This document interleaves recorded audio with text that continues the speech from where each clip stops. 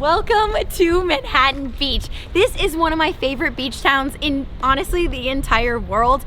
If you want to head to that west coast and see kind of which beach town would be right for you, I want you to highly consider Manhattan Beach. In this video, I'm going to take you through some of the favorite things that you can do in terms of activities for the whole family, but also some really fun restaurants. Before we get started, do me a favor and hit that like button so we can get this video out to more travel lovers. And if you want to see more travel content, especially on a budget, hit that subscribe and notifications bell so you never miss a video. So here's the thing, you can take a day trip to Manhattan Beach if you're visiting Los Angeles, but I actually highly suggest just staying the night here. You know why? Because you're gonna get that full day to night experience and you wanna wake up early and really see what this beach is all about.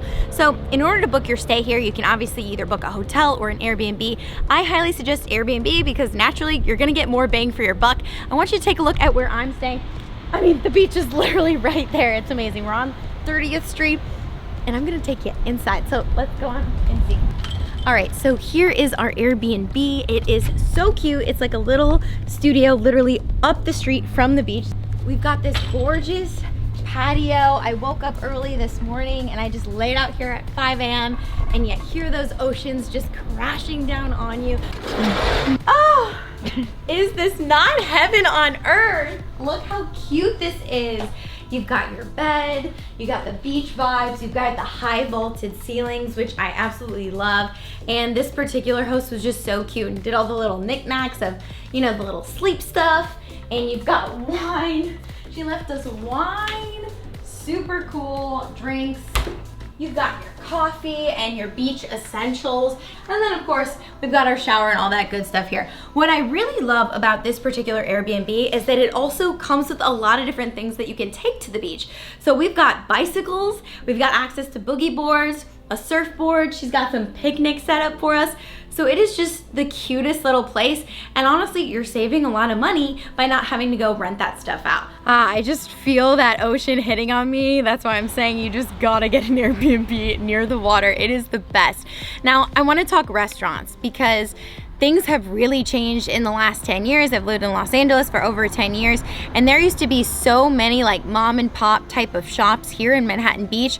Well, every year it seems like they're just replacing a lot of those places because they served somewhat affordable food. You know, you could get a burrito for 10 bucks or, you know, whatnot, but a lot of those places have been replaced by a lot of high-end stuff, but I want to show you some places that are our favorite that are still somewhat affordable. So for breakfast, we headed to Sloopy's and we got some delicious smoothies, and we also got some coffee because you can't go to Manhattan Beach without getting your coffee. You're gonna find the main grub essentials for this beach life live-in is coffee, particularly iced coffee, smoothies, and also sandwiches and fun snacks that you can take to the beach. So I'm trying the Sloopy's iced honey lavender oat milk latte. This looks so cute. I mean, aesthetics is literally everything, right guys? Okay.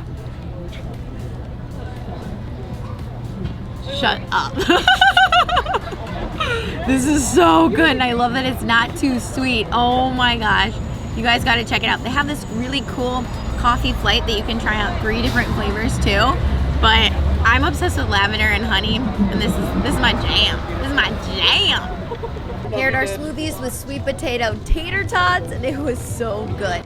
Now, there are a lot of other brunch options on this street. It's Highland Avenue. You've got Cafe Wild. They have so many different things for brunch. They've got an awesome hash and pancakes. And then you have a cute little, literally called the Little French Bakery, where you can get some croissants or some croque monsieur and some coffee. And it's just amazing. Now, tomorrow, I'm taking you to one of the most famous brunch spots in all of Manhattan Beach. So pro tip, you want free parking in Manhattan Beach, don't want to pay, don't want to keep going back to your meter every couple hours.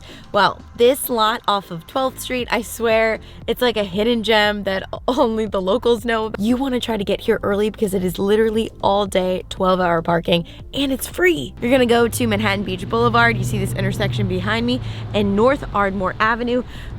Go right down there and there is a 10-hour lot. It's pretty big.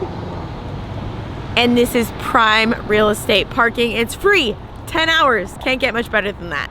So you got your grub, and by far, one of the best things to do in Manhattan Beach is honestly to get active. So bring your tennis shoes, bring your swimsuit, and get ready to play. Look at this. This is called the Strand. This is where everyone walks, runs, rides their bikes. You're gonna see every mini golden doodle in town. This is one of the best places to get in that run or get in that jog or ride your bike. And if you don't have one, obviously you don't have one because you're just visiting Manhattan Beach, go ahead and rent one. I would suggest waking up super early, maybe even when it's dark outside, and hitting this place before a million people get here. Again, the closer you get to the pier, the more people there's gonna be, the more tourists there's gonna be.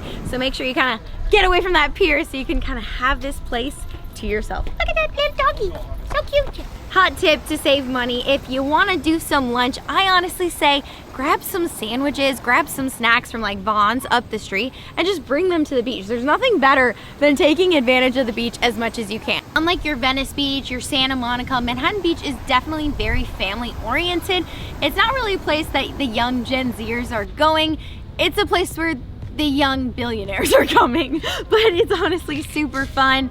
Now, in terms of the nightlife, definitely more casual. So if you want that crazy party scene, maybe head down to Hermosa Beach, to Redondo Beach.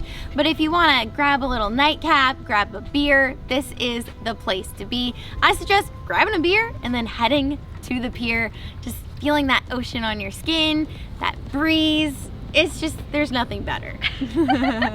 You see this Strand? Okay, well, it is about 7 a.m. in the morning, and this is exactly why I say you want to get an Airbnb and you want to stay here overnight, because you have the entire beach area basically to yourself. There's nothing better than that crisp, cool air, and also just obviously hearing the sounds of the ocean. Head into Bluestone Lane Cafe. This is one of the newer shops on Manhattan Beach Boulevard, but it is pretty fantastic. I mean, the aesthetic is gorgeous. They're known for their creative brunches and also their iced vanilla latte. So Kento, you see right there, is the manager, and he is going to make us and teach us how to make this incredible drink.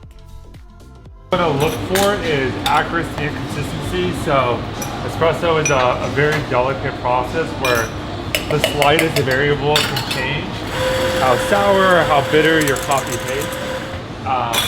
So what we look to do is make that process as consistent and accurate as possible. So every shot of espresso you get is amazing. Yes. Oh, and that's it. Food is really, really good. Really? Fresh, vibrant, delicious. But I have your iced oat milk vanilla latte. You're gonna love this. Guys, Kento was not lying. This iced vanilla latte is fire, honestly. One of the best I've ever tasted. I'm just so happy right now. Anytime I'm in a beach community, I need an iced coffee. Also, just a personal win. I've never done brand deals or sponsorships or been gifted anything because I was a former TV news reporter and I just left my TV news job. So, you know, obviously ethics wise, you can't accept any sort of gifts or anything. And it was so sweet because Kento said, I love what you're doing. I love that you're, you know, sharing your love of travel and tips and budgets. So I want to gift you this coffee for free. And that was my first ever little gift for making content. And this is literally my first day not being a TV news reporter. So it just gave me a little boost in my step. So if you have a dream, keep going. I promised to take you to, by far, probably the most famous breakfast spot in town, and that is Uncle Bill's Pancake House on Highland Avenue. This has been around for ages. Of course, they're known for their pancakes, but also their gorgeous oceanfront view. Now, I'm not gonna lie, I'm not really a pancake person, but I got the Santa Fe omelet, and it was fire. I love that sauce. I would totally get again. Way too much food though. Another really fun thing to do in Manhattan Beach is honestly just window shop or real shop if you want to bring out the big bucks. Like I said, that's a little bit pricey in this town. But before we hit the nightlife, let's talk about something controversial.